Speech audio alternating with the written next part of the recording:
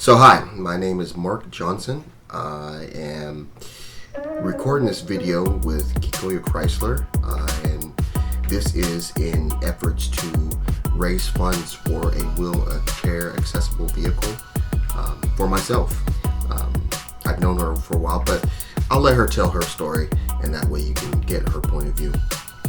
Hi, my name is Kikuyu Chrysler, and I've known Mark for about 10 years now. I used to be Mark's provider and drove his wheelchair accessible van often. During one time, we were trying to go to a fashion show at Chico State to be inspired and support our local community. Our van caught on fire. We were going down East First Avenue and pulling out of Popeyes. Yeah, we'd stopped to get something to eat before the show, try to make it. I don't know if we were running late or not, but it was a little bit of ordeal because we sat in that line for quite a while. And we pulled out, and I didn't realize the van had caught on fire, and there were people driving up alongside of me trying to get my attention, and I thought they were trying to hit on me or harass me, and I was grumpy about that, and I told them, poo-poo, F you, and they were insistent on getting my attention, and they were like, oh my gosh, you're on fire. And that's when I kicked it into high gear, and we drove into the first gas station, which is right beside It was the only Popeyes. place to drive into. As much as you don't want to drive into a gas station with your vehicle on fire, it was close. So we just kind of pulled off, or she just pulled off right into the thing. Yes. And unfortunately, we did not have a fire extinguisher in the van. No. So the people pulled in right beside me, and they were going to support me in trying to get the car doused. Yeah, and they were quick about it. They were Did very. you have to go into the actual gas station? We did. We saw that the car was on fire. We opened the hood. Flames were coming out. It was a little intense. It was very, very intense. And I tried to stay calm because I was inside the vehicle. Yes, you were The wheelchair was locked down. So if anything was going to happen, it was going to be say la vie. But fortunately, I would have pulled you out. No, don't say that. well, thank God, amen. Right. That didn't happen. Yes. So we raced into the gas station hoping to find a fire extinguisher, and luckily for us, we were able to secure one. Right. It was a very chaotic moment. Few moments, because we were trying to grab onto the fire extinguisher at the same time, and we didn't know, so we dropped it and then grabbed it and came running out and doused the fire quickly, which it happened in less than 5 minutes or 10. Wow. Yeah, it was super fast, but it felt like eternity, because in my mind already I'm like 5 steps ahead and trying to figure out. Well, I threw the back of the van open because I did not know how fast we were going to douse the fire. And I was already thinking how I was going to save you and pull you through the back. And so, it was pretty intense. And we joke about it now, but that's only because it's over. We survived it and nothing too drastic happened. But I tell you this, I did not get into that van even after that, we had to get the ordeal of getting the van home because we didn't really want to restart it again at that point. And That's right. Had to have it towed. With you in it. Still with me inside. Yes. So they got me up on the tow thing, or the van up in the tow thing, with me still inside, and got it home. And once we got it home, settled, not in a position to drive it again, they got me out. And so at that point, it was not like I was trying to use the van anymore being that was the case, that it had, at that point, we didn't know why it caught on fire. You know what I'm saying? We talked to people why that could have happened, and they gave us theories, but each of those theories seems really far-fetched. I'm not a big vehicle person, so I don't necessarily know how usual things like this happen, but they said something about the catalytic converter got too hot, maybe some oil dripped on it, and then that's what started the flame. Whatever the case, at that point, yeah, it wasn't in use. And over some time and some hard thinking, I realized that I probably should just sell it.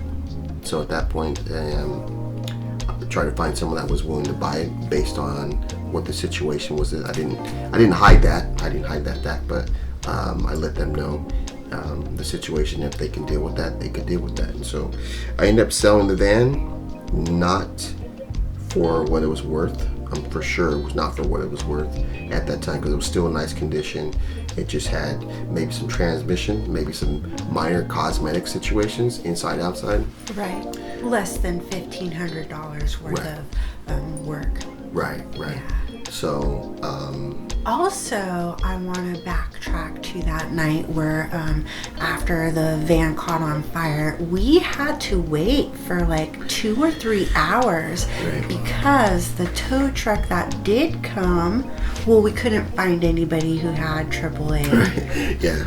That's not the benefit of being on a budget. So we were on a budget, both of us, and being on budgets, we could not afford AAA. Right. So no tow truck would come, but we fortunately knew a good friend. Knew a good friend. Yes, and he came down and called a tow truck, not realizing that you needed special. We had to have a flatbed come. Right.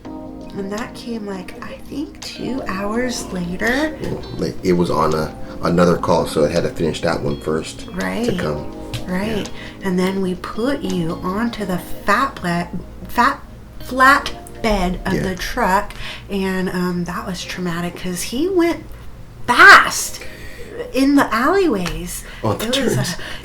A huge flatbed truck going down the alleyways super fast and bumpy, and I said, you do realize he's in a wheelchair in the back and he has no sense of balance, so if you could just slow down a little bit, man. It's not the normal thing. And then we had to push right to get in the parking spot. Van into the parking spot. It was like me and 2 guys, Bert and James. right. See, so I mean, that was not the easiest thing to kind of deal with. It was a little bit. Yeah, it was cold. I think it was November or something, right? Or January or something. It was cold. It was a cold season, and we couldn't have your van heater on, so I couldn't keep you warm. Not at that point, no. Because you didn't want to turn it back on. Right. Who knew why it got caught on fire? But it did. Right, and so you don't want to turn your van back on. No, not at that point. So poor thing, we didn't have you well equipped with clothing, and you kind of suffered. Yeah, I just remember being like, okay, it's cold, and I'm almost home.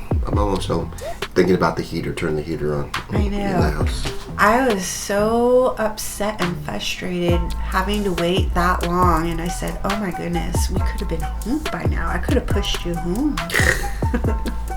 Possibly. It was awful. Yeah. So the benefits of having your own van would be your independence and being able to have a better quality of life and not having to rely on public transportation. Right. So that's the reason why I'm at this point looking for donations to get another van. I know the benefits. In the years living without a van, I've used public transit. It's been helpful, but there's some things that are very limiting about it, and so there are some things that either I can attend, but then I have to leave early, or I can't attend because it's kind of after the hours of what the Beeline, which is what I use to get around here in Chico at this point. Yes. And we've had very helpful friends to help you be able to stay a little later. Right. You know, they maybe start a little earlier so that I can hang out, so that's always fun. And it's rather unfortunate too, like we always invite you on holidays and it seems like public transportation is so limited then. Yeah, they don't run on, you know, the major holidays. Obviously Christmas and Thanksgiving, they don't do that. Right. They don't do 4th of July. There's a few other ones that, you know, you would consider the major holidays, but they don't run on those days. And they run limited on a limited schedule on Sunday, so it's even shorter on Sunday. Yeah. You know, at one point I was going to church pretty regular, but I wouldn't say I'm doing that now, but that's how it is on Sunday. So Sunday's a day where you're going to have a limited schedule.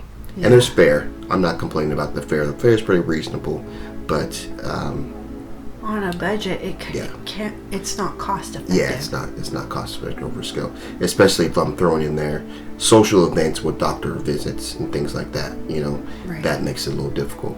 And even if there was an emergency, I couldn't schedule a ride that fast. No. You know, with the Beeline. So it would have to be scheduled through, you know, ambulance or what is the Right. one where it's not emergency, but it's, you know, they have through the hospital they have the EMT. Okay, But yeah. that's still ambulance. Okay, right, Yeah. right. So that's kind of where I'm at, and I think I've been pretty patient. You know, I think Most definitely. I think in the time having without a vehicle, you know, just at my disposal, just kind of whatever. I would say the most or the toughest ones to deal with is when it's with family and I'm missing out on family events. Right. You know, there's the one where it's the holidays and everyone's gathering, but then there's the ones where it's more tragic, which it's like maybe a family death. Like I didn't go to my grandmother's funeral because I didn't have a vehicle to go, and so they live in Santa Barbara, and so that trip would take a vehicle that is definitely well equipped to take a freeway or a big highway. To rent a vehicle can be pretty steep. You know, it's not like renting a Hertz car Right. or what's the other one? Whatever. Enterprise. Right. You have to vehicle. have a specialty vehicle. Right. So it's a little more expensive, and yeah, it's those things like that were a little tougher, but I've dealt with it, and I feel a little more comfortable comfortable now about being open to requesting donations to purchase a new vehicle or purchase a wheelchair accessible vehicle. I agree. You have, lived about 6-7 years without a personal vehicle and relying on public transportation. You have gained a lot of life experience through that. Right. Living without. A lot of patience and duration. Yeah. Endurance for sure. For sure, you know, and a new respect for, you know, having that access, having that, you know, that freedom. Right. You know, Not taking it for granted. Right. That's definitely something that I've learned through this time. I think you earned it. I earned it. Okay, good. That's a good one. I go with that. But I even on top of this, I'll say this: if it was a situation where people, you know, I'm not saying how much you should donate, or you know, or I'm going to turn up my nose if you can only donate a little bit. If anything, hit me up. I'm willing to do artwork in trade or artwork for donations. So Oh my goodness, you're a great artist. okay, Yes. right, okay. So I do Yes. have skills, I do have Yes, talents you do. that I can trade in for donations in this sense, if that's the case. So definitely look at that if that's an option that may be more fulfilling to you. And because I know for me that would be a great opportunity, because then I can in turn give you something that I know that I put effort into, that you can have a piece of what my skills and talents are in turn for your donation. So think of that way as well. There'll probably be links somewhere, or a list of links that you can look at, so you can find access to my artwork, or even my writing, or even just kind of learn more about me, so that you can have a better idea of who I am and why I'm looking for this opportunity, because I feel that I can definitely add value through my skills and talents. So, do you have anything else to say? I think you want to keep fresh in the art world. Exactly. You know, The only way to do it is have a vehicle. right. You know, be able to get out there. You know, I know with this COVID thing, it's a different situation, it's a different world out there, but I'm sure that this will develop, and we'll get back to some real normalcy and be able to, you know, have events and do things with each other in the near future. Yeah. Thank you. Great. So yeah, that has been our interview, and thank you very much. So much, Mark. Thank you. It's been a pleasure. Awesome.